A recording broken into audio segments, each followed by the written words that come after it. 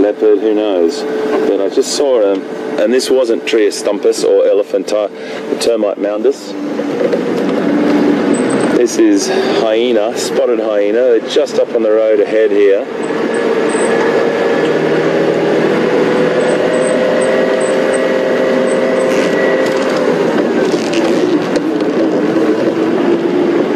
I know that Pete was on the trail or on the tracks of some hyena. I'm not sure if these are the same two. You might be able to tell me actually, folks, because I didn't see that.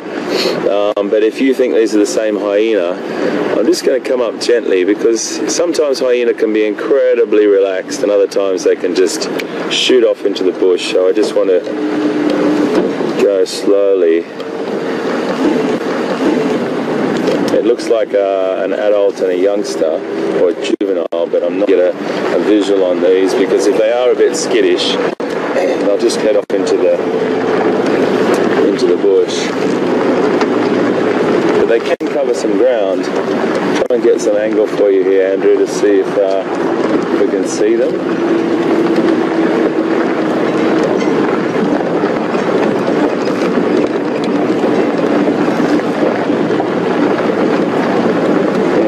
Just went down there.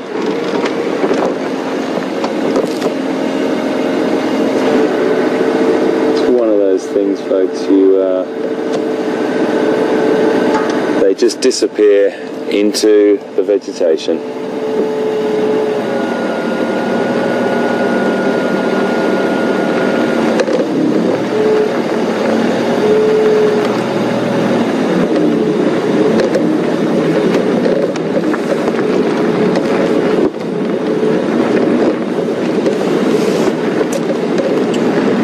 Just as we sat up there, I could see these animals. I thought it was a leopard at first, up in the distance, walking up the road.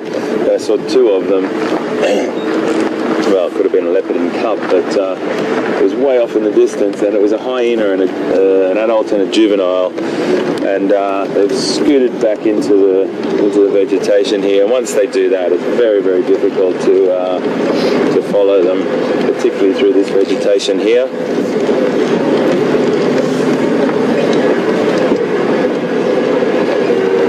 I'm going to go straight up and along cheetah cut line.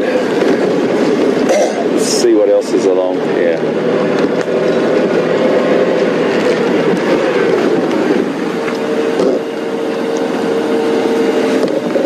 Just going to try and roll back here.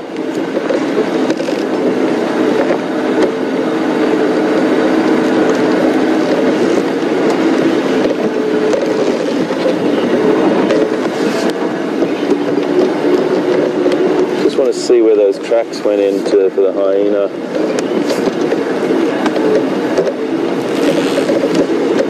Just have a look out that side for me, please, Andrew. Just while I reverse and see if you can see any hyena tracks just going into there.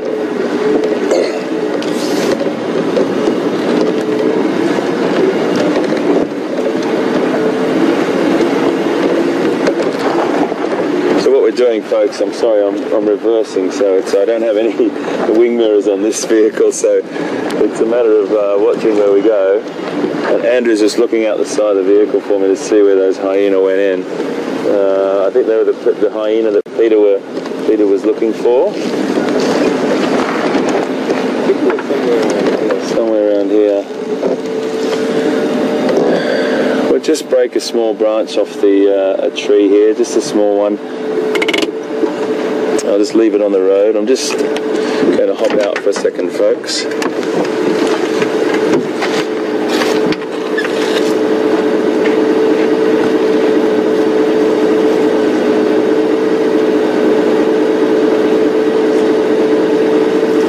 Just basically want to just leave Pete a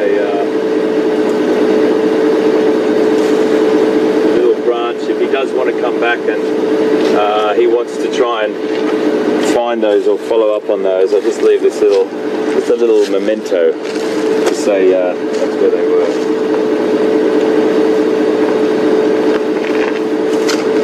Right, it is getting a bit warm, so one layer comes off.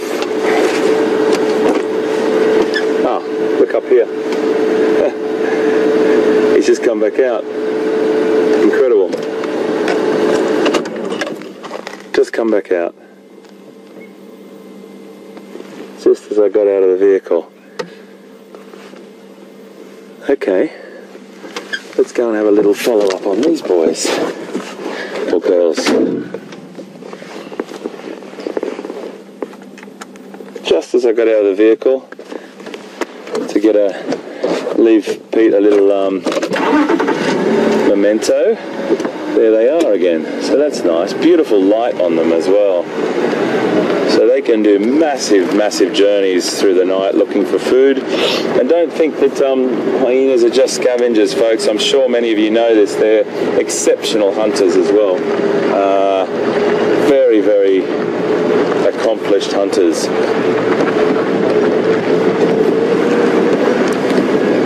So there's one. I'm not sure where the other one's gone. They don't necessarily have to be in a group. They do spend a fair bit of solitary time just walking around, looking for opportunities. We're just going to keep our distance for a second just to make sure this individual knows that we're not a threat, because otherwise it'll just run off into the vegetation. And the whole idea is to observe the animals as opposed to changing their behaviour. This is one of those things that I was mentioning before. I'll just back off a little bit here for a second whilst you've got a long shot there. So many of these animals use the roads as pathways, and one of the reasons for that is many of the pathways were old animal tracks or game trails. Animals would find the most efficient way to get from A to B. This one we're on at the moment I don't think is, because it's just too straight and basically it's a lovely shot, mate, isn't it? Look at that up there with that little bit of mist and haze left there. The hyena going off into the distance. Well, we'll follow him up. I just want to let that individual have a little bit of space.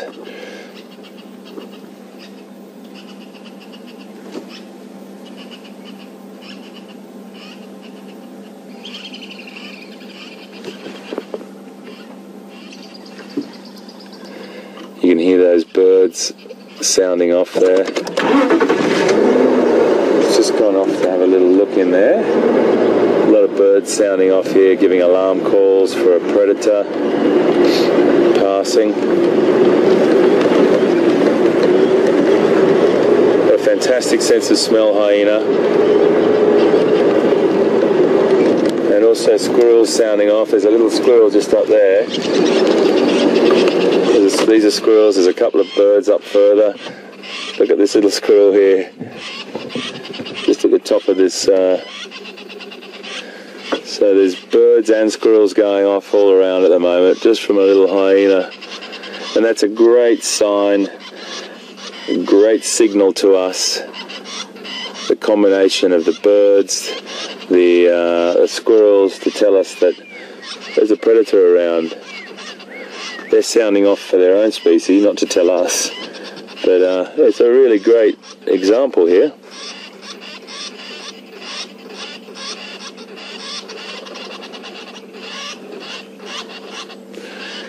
Another great shot, just along that branch, Andrew. Yeah, beautiful, really great display. Look at that tail. There's an alarm call posture there. Tail flicking up in the air.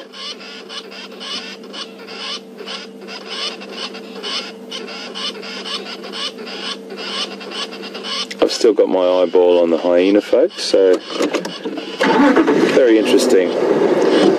So the combination of birds and squirrels give us a little bit of a hint, but many other animals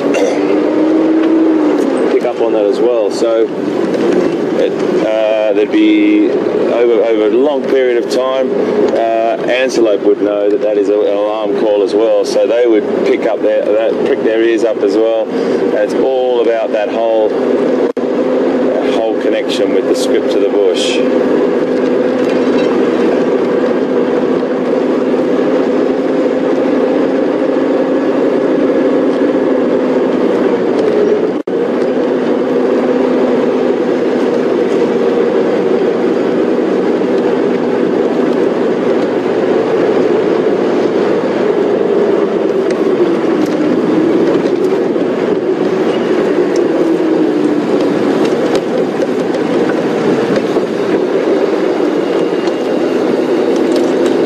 So he's just gone off there, excuse me,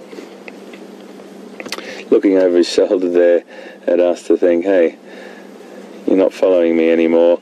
He's just walked onto another reserve, so this is our boundary, and we'll let that individual carry on. But how wonderful it was, just walking up in that beautiful light there. It's a nice shot, Andrew. Thanks. Really nice. Something about that 3/4 backlight on the animal, and he's definitely picked up something. But always good to remember that there's a chance that they could be on the trail of a leopard, or we always follow those things up. Fantastic.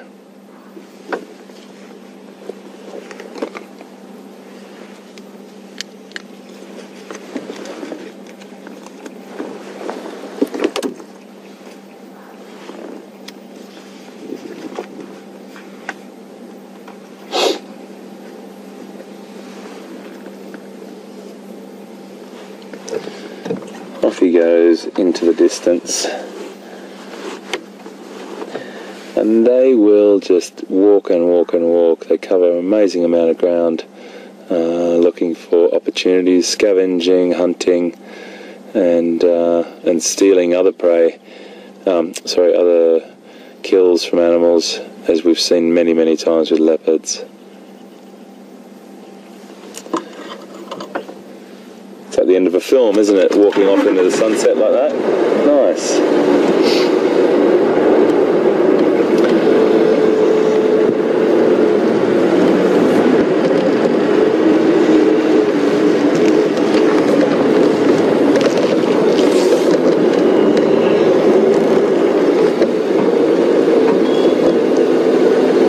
Just a really sandy part of the road.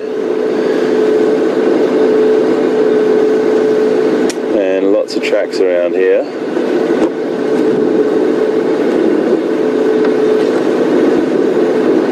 So Andrew's got a great shot of those tracks there for you. You can see, if you stay on those, Andrew, that's great. I just want to talk through something. Sand is a very, very difficult thing to get definition from. So I'm going to show you something in a minute. But that track that we're looking at is that fresh track of the hyena.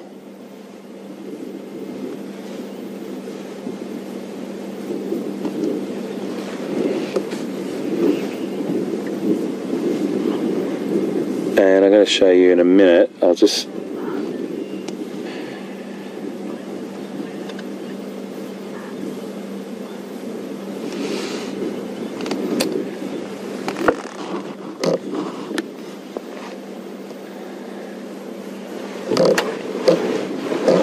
So just following that animal up there, this is the spotted hyena track right here, which we've seen. I've showed you this before, but I just want to show you how difficult it is to see those toe or those nail marks or claw marks in the sand. So it is very, very tricky to track. You have to learn how to see the impression. There's a sandy impression, there's a mud impression, and different types of impressions from the track. So interpreting what it is just is a matter of practice. And in the sand it's always a little bit more difficult, because as the animal goes down into the soft sand and pulls its foot, the pads of its foot back up, the sand falls back into that depression, and it's not a true representation of what the track would look like in really, really wet ground or mud. But I just wanted to show you that, because all these things add up to be bits of information that we work with to find out how fresh. Now, Steph would be able to elaborate on that more for you, and he will with the walks. But it will be now a matter of looking at that track and seeing if there's a bit of a wind blowing at the moment. So that would say that if there was a wind blowing like it is now, there's a potential that a little grass seed or a piece of grass could blow into that. And if there's no grass seed or no sort of impurities in that track, you'll know that it's fresher maybe one compared to next to it that's got grass seeds in it from the wind. So you've just got all these tiny little intricacies that Steph would probably go into much greater with you when we go for a walk. And it's all information that goes into our whole big picture of the bush. It's fantastic. It's like well, you know what? There's a very famous man by the name of Louis Liebenberg, an absolutely master tracker. The sort of, he's like I don't know, he's just he's a legend, absolute legend. He's written a fantastic book called The Art of Tracking. If you do ever get a chance to get your hands on it, it's a little book it's a little paperback, very intense read. You probably only do a chapter at a time, but he basically states that, you know, tracking was the first science. It was the first time that humans actually went out with a hypothesis, an aim, a method, and a conclusion, which is basically going out with an idea. Can or can we not have a successful hunt? The aim, how we're going to do it, the method, the aim of it, the method of how we're going to actually achieve that, and the conclusion, whether we got it or not, I suppose. So it really is the art of tracking and the science of it, and it's incredibly complex, folks, but very interesting, particularly when you're with someone like Louis Liebenberg, if ever you had the opportunity to. And Steph is amazing as well. So we're going to learn so much from Steph, and every day I walk out with him, just even to the car park, I'll find something that he's taught me about something. It's great stuff. Sharing knowledge.